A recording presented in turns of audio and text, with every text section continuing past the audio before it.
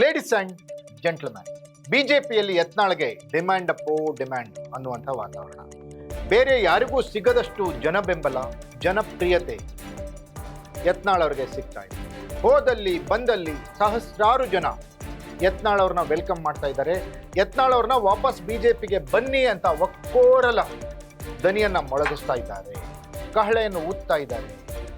ಬಿಜೆಪಿಗೆ ಯತ್ನಾಳ್ ಬಂದ್ರೆ ಮಾತ್ರ ಉಳಿಗಾಲ ಅನ್ನುವಂಥ ಮೆಸೇಜ್ ಅನ್ನ ಹೈಕಮಾಂಡ್ಗೆ ಬಿಜೆಪಿ ಕಾರ್ಯಕರ್ತರು ಕೊಡ್ತಾ ಇದ್ದಾರೆ.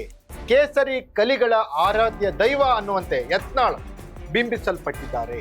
ಹಾಗಾಗಿ ಬಿಜೆಪಿಗೆ ಬಿಸಿ ತುಪ್ಪ ಆಗಿರುವಂತ ಯತ್ನಾಳ್ಗೆ ಡಿಮ್ಯಾಂಡ್ ಶುರು ಆಗೋದ್ರಿಂದ ಬಿಜೆಪಿ ನಾಯಕರು ಯಾವ ರೀತಿ ತೀರ್ಮಾನ ತೆಗೆದುಕೊಳ್ತಾರೆ?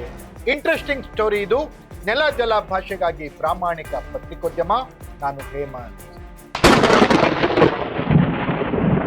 ಏನು ಆಪರೇಷನ್ಗೆ ತೊಂದರೆ ಆಗ್ತದೆ, ಅದಕ್ಕೆ ನಾನು ಉಚ್ಚಾಟನೆ ಮಾಡಿ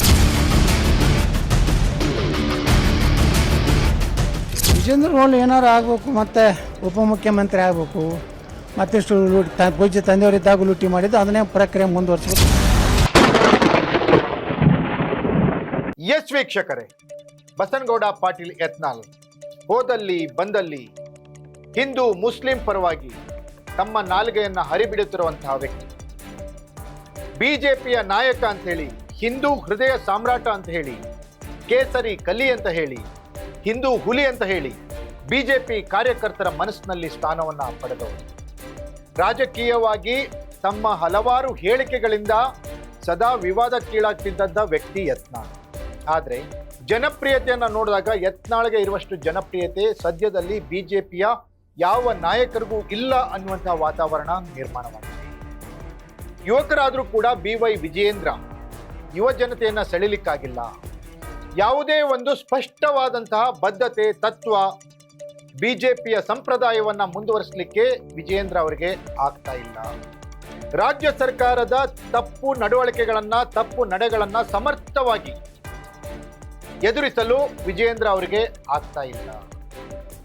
ಆಡಳಿತ ಪಕ್ಷದ ಜೊತೆಗೆ ಕಾಂಪ್ರಮೈಸ್ ಮಾಡಿಕೊಂಡಿದ್ದಾರೆ ಅನ್ನುವ ಹೇಳಿಕೆಗೆ ಇಂಬು ನೀಡುವಂತೆ ವಿಜಯೇಂದ್ರ ಅವರ ವರ್ತನೆ ಇದೆ. ಇಂಥ ಸಂದರ್ಭದಲ್ಲಿ ದಾರಿ ಕಾಣದಂತೆ, ನಾವಿಕ ನಿಲ್ಲದ ದೋಣಿಯಲ್ಲಿ ಕುಳಿತಿರುವಂತೆ ಕಾಯ್ತಾ ಇರುವಂತಹ ಬಿಜೆಪಿಯ ಕಾರ್ಯಕರ್ತರು ಯತ್ನಾಳ್ ಅವರು ಬೇಕೇ ಬೇಕು ಅನ್ನುವ ಡಿಮ್ಯಾಂಡ್ ಅನ್ನ ಬಿಜೆಪಿ ಹೈಕಮಾಂಡ್ ಮುಂದಿಟ್ಟಿದ್ದಾರೆ. ಸುಮ್ಮನೆ ಒಬ್ಬ MLA ಆಗಿ ಬರ್ಲಿಕ್ಕೆ ಈಗ ಬರೋದಿಲ್ಲ. ನನಗೊಂದು ಇಂಥದಕ್ಕೆ ಪ್ರಾಮಿಸ್ ಮಾಡಿದ್ರೆ ಬರ್ತೀನಿ, ಯಾಕಂದ್ರೆ ಇಲ್ಲ. CM ಈಗ ಅಧ್ಯಕ್ಷ ಅಥವಾ ವಿರೋಧ ಪಕ್ಷ ನಾಯಕ, ಮುಂದೆ CM. ಇದೇನು ಸುಮ್ಮನೆ ಅಲ್ಲಿ ಹೋಗಿ ಏನು ಕೆಲಸ ಇಲ್ಲ, ಬಗ್ಗಿಸಿಲ್ಲ. ಸುಮ್ಮನೆ ಮತ್ತೆ ಹಿಂದಿನ ಸೀಟ್ನಾಗ ಕುಂಡ್ರದಾಗ ಕೂತ್ರು ಮುಂದೆ ಕುಂಡ್ರೋದು, ಇಲ್ಲಕಂದ್ರೆ ಹಿಂಗೆ. ಎಸ್ ವೀಕ್ಷಕರೇ, ಬಿಜೆಪಿಗೆ ಯತ್ನಾಳ್ ಅನಿವಾರ್ಯತೆ ಇದೆ ಅನ್ನೋದನ್ನ ಯತ್ನಾಳ್ ಅವರು ಕೂಡ ಅರ್ಥ ಮಾಡ್ಕೊಂಡಿದ್ದಾರೆ. ಹಾಗಾಗಿ ತಮ್ಮ ಬೇಡಿಕೆಗಳ ಪಟ್ಟಿಯನ್ನು ಇಟ್ಟಿದ್ದಾರೆ ಬಿಜೆಪಿ ಎದುರಿಗೆ ಯತ್ನಾಳ್ ಅವರು. ಒಂದು, ಈಗ ಬರಬೇಕು ಅಂದ್ರೆ ಒಂದು ಬಿಜೆಪಿ ಅಧ್ಯಕ್ಷ ಸ್ಥಾನ ಕೊಡಿ, ಇಲ್ಲವಂದ್ರೆ ವಿರೋಧ ಪಕ್ಷದ ನಾಯಕನ ಸ್ಥಾನವನ್ನು ಕೊಡಿ. ಅಂದ್ರೆ ಒಂದು ವಿಜೇಂದ್ರನವರ ಸ್ಥಾನ, ಇಲ್ಲ ಅಂದ್ರೆ R ಅಶೋಕ್ ಸ್ಥಾನ. ಈ ಎರಡರಲ್ಲಿ ಒಂದು ಸ್ಥಾನ ಕೊಟ್ರೆ ನಾನು ಬಿಜೆಪಿಗೆ ಬರ್ತೀನಿ ಅನ್ನುವ ಕಂಡೀಷನ್ ಅನ್ನ ಯತ್ನಾಳ್ ಹಾಕಿದ್ದಾರಂತೆ. ಅಲ್ಲದೆ ಮುಂದೆ ನಂಬರ್ 1 ನಾಯಕ ನಾನೇ ಆಗ್ಬೇಕು ಅಂದ್ರೆ ಮುಖ್ಯಮಂತ್ರಿ ಇವರೇ ಆಗ್ಬೇಕು, ಯತ್ನಾಳ್ ಅವ್ರನ್ನ ಮುಖ್ಯಮಂತ್ರಿ ಮಾಡ್ತೀವಿ ಅಂದ್ರೆ ಮಾತ್ರ ಬಿಜೆಪಿಗೆ ಬರ್ತೀನಿ ಅನ್ನುವಂತಹ ಮಾತನ್ನ ಯತ್ನಾಳ್ ಬಿಜೆಪಿ ವರಿಷ್ಠರಿಗೆ ಹೇಳಿದ್ದಾರಂತೆ. ಬಿಜೆಪಿ ನಾಯಕರು ಈ ಬಗ್ಗೆ ಭರವಸೆ ಕೊಟ್ರೆ ಯತ್ನಾಳ್ ಬಿಜೆಪಿಗೆ ಹೋಗ್ತಾರೆ. ಇಲ್ಲ ಅಂದ್ರೆ ಇದ್ದೇ ಇದೆಯಲ್ಲ JCBಯನ್ನ ಕರ್ನಾಟಕದಲ್ಲಿ ಸಂಘಟಿಸ್ತೀನಿ, ಹಿಂದುತ್ವದ ಪ್ರತಿಪಾದಕ ಅನ್ನೋ ತರ ಯತ್ನಾಳ್ ಅವರ ಪಕ್ಷ ಇದೆ ಅನ್ನೋದನ್ನ ನಾನು ಹೆಸರು ಮಾಡ್ತೀನಿ. ಇಲ್ಲಿ ಯಾವುದೇ ರೀತಿಯ ರಾಜಕೀಯವನ್ನ ಮಾಡಲ್ಲ, ಕಾಂಪ್ರಮೈಸ್ ಪಾಲಿಟಿಕ್ಸ್ ಅನ್ನ ಮಾಡಲ್ಲ, ಕಾಂಗ್ರೆಸ್ನ ಅವ್ಯವಹಾರಗಳನ್ನ ಬಯಲಿಗೆಳಿತೀನಿ, ಕಾಂಗ್ರೆಸ್ ನಾಯಕರ ಭ್ರಷ್ಟಾಚಾರವನ್ನ ಹೊರಗೆ ತರ್ತೀನಿ, ಈ ಮೂಲಕ ರಾಜ್ಯ ಸರ್ಕಾರದ ವಿರುದ್ಧ ಹೋರಾಟವನ್ನ ರೂಪಿಸ್ತೀನಿ ಅಂತ ಹೇಳಿ ಯತ್ನಾಳ್ ಈಗ ಸಿಡಿದೆದ್ದಿದ್ದಾರೆ.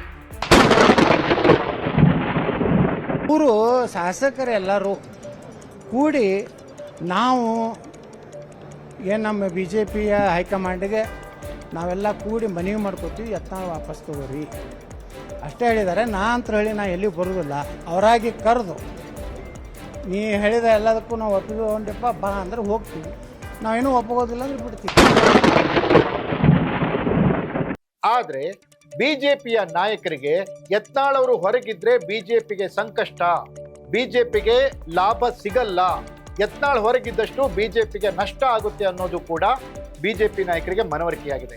ಇಂಥ ಸಂದರ್ಭದಲ್ಲಿ ತನ್ನದೇ ದಾಳಗಳನ್ನು ಉದುರಿಸ್ತಾ ಇರುವಂತಹ ಯತ್ನಾಳ್ ಮುಂದೆ ಯಾವ ರೀತಿಯ ತೀರ್ಮಾನಕ್ಕೆ ಬರ್ತಾರೆ? ಹೊಂದಿಕೊಂಡು ಬಿಜೆಪಿಗೆ ಸೇರಿ ಬಿಜೆಪಿಯಲ್ಲಿ ಕೆಲಸ ಮಾಡ್ತಾರ, ಅಥವಾ ತಾನು ಹೇಳಿದ್ದೇ ಆಗ್ಬೇಕು ಅಂತ ಹಠಕ್ಕೆ ಬಿದ್ದು JCB ಪಕ್ಷ ಏನಾದರೂ ಕಟ್ತಾರ?